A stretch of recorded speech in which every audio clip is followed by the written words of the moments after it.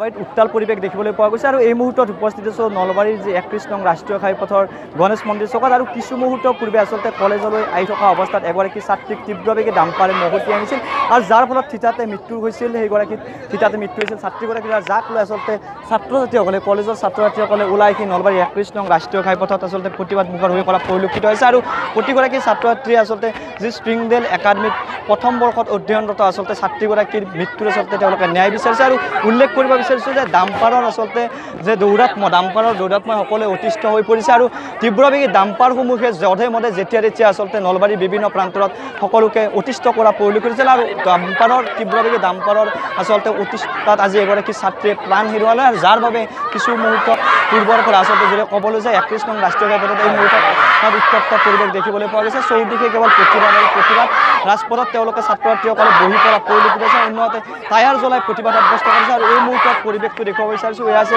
নলবাৰী গণেশ মন্দিৰ চকৰ দৃশ্য আৰু গণেশ মন্দিৰ চকত সমান্তৰালভাৱে যদি ক'বলৈ যাওঁ প্ৰশাসনৰ লগত কিন্তু তৎপৰ হোৱা পৰিলক্ষিত হৈছে আৰু এই মুহূৰ্তত কিন্তু ছাত্ৰ ছাত্ৰীসকলে এটাই কথা উল্লেখ কৰিছে যে চৰকাৰৰ বিভিন্ন চৰকাৰ বিৰোধী শ্লোগান দিছে আৰু তেওঁলোকে যি পায়েল দেৱী নামৰ আচলতে যিগৰাকী ছাত্ৰী আচলতে অতি মেধাৱী ছাত্ৰী আৰু এইগৰাকী মেধাৱী ছাত্ৰীৰ মৃত্যুৰ আচলতে সকলোৱে নিয়মান হৈ পৰা পৰিলক্ষিত হৈছে আৰু এই মুহূৰ্তত যদি চাবলৈ যায় 31 নং ৰাষ্ট্ৰীয় ঘাইপথত কেৱল এতিয়া গাড়ীৰে বন্ধ হৈ পৰিছে, স্তব্ধ হৈ পৰিছে এক প্ৰকাৰ ৰাষ্ট্ৰীয় ঘাইপথত যাতায়াত আৰু আমি কথা পাতিবলৈ চেষ্টা কৰিম, ছাত্ৰ ছাত্ৰীসকল আছে কথা পাতিবলৈ চেষ্টা কৰিম আৰু এই মুহূৰ্তত দেখুৱাব বিচাৰিছোঁ যে সকলোৱে চৰকাৰ বিৰোধী বিভিন্ন শ্লোগান দি এতিয়া উত্তাল পৰিৱেশ কৰা দেখিবলৈ পোৱা গৈছে আৰু কথা পাতিম তাৰ পূৰ্বে ক'ব বিচাৰিছোঁ যে এই বৰ্তমান সময়ছোৱাত ঘটনাস্থলীত নলবাৰী আৰক্ষী অধীক্ষককে প্ৰমুখ কৰি প্ৰতিগৰাকী আচলতে প্ৰশাসনৰ লোক আহিছে, কিন্তু যথেষ্ট স্থানীয় লোকে হওক বা ছাত্ৰ ছাত্ৰী ওলাই আহিছে আৰু ছাত্ৰ ছাত্ৰীসকলে এতিয়া তেওঁলোকৰ তেওঁলোকৰ লগত একেলগে সমূহীয়াগৰাকীৰ আচলতে মৃত্যু হৈছে, তেওঁলোক মৃত্যু হৈছে সকলোৱে ন্যায় বিচৰা পৰিলক্ষিত হৈছে। মই কথা পাতিম তাৰ পূৰ্বে এইসমূহ ছাত্ৰ ছাত্ৰী আচলতে দেখুৱাবলৈ বিচাৰিছোঁ। প্ৰতিগৰাকী ছাত্ৰ ছাত্ৰী পথৰ মাজত বহি লৈছে আৰু তেওঁলোকে যি পাঠদান সেইটো আচলতে তেওঁলোকৰ সমূহীয়াৰ মৃত্যু আচলতে ন্যায় বিচাৰি এনেদৰে ওলাই অহা পৰিলক্ষিত হৈছে। আমি কথা পাতিম অকণমান আপোনাৰ ওচৰলৈ আহিছোঁ, কি ক'ব আপোনালোকৰ লগত একেলগে অধ্যয়ন কৰা আছে? এতিয়া আমাৰ লগৰ এজনী ছোৱালীৰ মৃত্যু হৈছে, এতিয়া তাইৰ পৰিয়াললৈ বহুত দুখ পাইছে। এতিয়া সকলোৱে বুজি নাপালে, তাৰ পৰিয়ালে তাৰ মূল্যটো বুজি পাইছে। তাই এজনী বৰ ভাল ছোৱালী আছিল, তাইৰ বোলে 72% আছিল আৰু ক্লাছতো বোলে তাই টপাৰ আছিল। এতিয়া তাই মোৰ পিছফালে আহি আছিল, ডাম্পাৰটো তাইক খুন্দাই কিনে মোৰ কাষত আহিছে। মানে মই গম পাইছোঁ যে ইমান হৰ্ণ বজাই কিয় আহি আছে। তেতিয়া মই মানে একদম মই দোকানকেইটাৰ সন্মুখত সোমাই গ'লোঁ, ডাম্পাৰটো নাজানো কিয় বা সোমাই গৈছে, যাই কিন্তু একদম মাটি চাটি উঠাই মোৰ গাই চাই মাটি পৰছি। মই ভয় খাই গৈছোঁ, তেতিয়া হাত ভৰি কঁপি উঠিছে, ডাম্পাৰটো গুচি গ'লা। তাৰপিছত এজন ল'ৰাই মোক ক'লে তোমাৰ পিছফালে তোমাৰ দৰে এজন ড্ৰেছত থকা ছোৱালী মৰি আছে।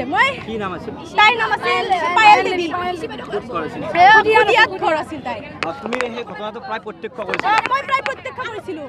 নিশ্চিত পিছত এইগৰাকী ছাত্ৰী যদিও তেওঁ প্ৰথম বৰ্ষত অধ্যয়নৰত, দ্বিতীয় বৰ্ষত অধ্যয়নৰত এইগৰাকী ছাত্ৰী প্ৰায় একেলগে আহিছিল আৰু একেলগে আহি থকা সময়ছোৱাতে তীব্ৰবেগে আচলতে যিখন ডাম্পাৰে মহতিয়াই লৈ গৈছিল আৰু সেই ডাম্পাৰে মহতিয়াই নিয়া দৃশ্যসমূহ কিন্তু এইগৰাকী ছাত্ৰীয়ে প্ৰায় প্ৰত্যক্ষভাৱে দেখিছিল। আৰু কি ক'বা, আচলতে অতি মেধাৱী ছাত্ৰী বুলি আমি জানিব পাৰিছোঁ।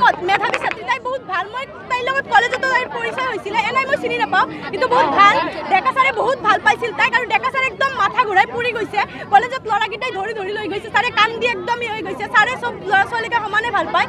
এতিয়া ছাৰ বহুত, আমি সকলোৱে তাইৰ মৃত্যুত দুখ পাইছোঁ। এতিয়া আমি তেওঁলোকে তীব্ৰ বেগত আহি থাকে আৰু আজি তোমালোকৰ সমূহীয়া এগৰাকী আচলতে মৃত্যুবৰণ হৈছে। কি তাইৰ যে আজি মৃত্যু হৈছে, আমাৰ লগতো হ'ব এইটোতো কোনো নিশ্চয়তা নাই। তাই বহুত ভাল ছোৱালী আছিল। তাই যদি বেয়াকৈ চাইকেল চলালে হয় তেতিয়া ক'লো যে চাইকেল চলাব নাজানে, কিন্তু তাই বহুত ধীৰে স্থিৰে চাইকেল চলায়। তাই আজি মোৰ লগত প্ৰায় পৰহি তাই মোৰ লগত গৈছে। আজি মই তাইক আহোঁতে তাই মোক মাতিছে সুধিয়াত, তাই মোক কৈছে যে বা যোৱা নেকি? মই কৈছোঁ অঁ যাওঁ, তুমি আহিবা। তাই মোক কৈছে এনেকৈ যে তুমি পেপাৰ আনিছানে? মই কৈছোঁ মই তোমাৰ পেপাৰ আনিছোঁ, তুমি লগ ধৰিবা মোক। মই 10 মিনিটত ইফালে তাই আহিছে, ময়ো আহিছোঁ। মই 10 মিনিট আগত কলেজ যাই পাইছোঁ, তাই 10 মিনিটৰ পিছত এক্সিডেণ্টটো হ'ল। আমাক ন্যায় লাগে। আমি বহুত দূৰৰ পৰা আহোঁ, আমাৰ এইখিনি ক্ষমতা নাই যে আমি প্ৰায় দিনে গাড়ীত আহিম, এইটো ক্ষমতা আমাৰ নাই। ডাম্পাৰৰ ক্ষেত্ৰত কোন ধৰণৰ আচলতে নীতি নিয়ম দেখিবলৈ পোৱা নাযায় যে তোমালোকে কাইলৈ তোমালোকৰ ভুক্তভোগী হ'ব পাৰা, কি ক'বা? আমাক স্পীড ব্ৰেকাৰ লাগে। আমি কলেজত অহা যোৱা কৰোঁতে প্ৰায় 10 মিনিট 15 মিনিট প্ৰায় ৰৈ দিব লাগে।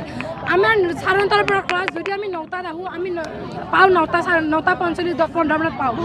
বহুত দূৰৰ পৰা আহোঁ, আমি প্ৰায় 8 কিলোমিটাৰ চাইকেল মাৰি প্ৰায় 1 ঘণ্টা লাগিয়ে যায়। ৰাস্তা বেয়া ইফালে ট্ৰেফিক পুলিচে চাই থাকে আমি ৰখি থাকোঁ মোক 3 দিন খুন্দাইছে তথাপি ট্ৰেফিক পুলিচে মানে কোনো এটা হেৰি কৰা নাই নিশ্চিতভাৱে ধন্যবাদ জনাইছোঁ আৰু প্ৰতিগৰাকী আচলতে ছাত্ৰী এতিয়া ক্ষোভ প্ৰকাশ কৰা দেখিবলৈ পোৱা গৈছে আৰু এই মুহূৰ্তত সহযোগীয়ে দেখুৱাব আচলতে জিলা প্ৰশাসনৰ প্ৰতিগৰাকী লোক আহি উপস্থিত হৈছে আৰু বিভিন্ন যদিও আশ্বাস প্ৰদান কৰা পৰিলক্ষিত হৈছে এই মুহূৰ্তত কিন্তু ছাত্ৰ ছাত্ৰীসকলে এক প্ৰকাৰ তেওঁলোকে বৰ্তমান সময়ছোৱাত প্ৰতিবাদ মুখৰ হৈ আছে আৰু ৰাজপথ যি ৰাষ্ট্ৰীয় ঘাইপথ আচলতে অৱৰোধ কৰি এই মুহূৰ্তত প্ৰতিবাদ সাব্যস্ত কৰিছে আৰু সকলোৱে এটাই বিচাৰিছে যে আচলতে যিগৰাকী আচলতে ছাত্ৰীসকলে ন্যায় বিচাৰিছে আৰু ন্যায় বিচাৰি এতিয়া নলবাৰীৰ যি 31 নং ৰাষ্ট্ৰীয় ঘাইপথত তেওঁলোকে প্ৰতিমুখৰ হৈ পৰা পৰিলক্ষিত হৈছে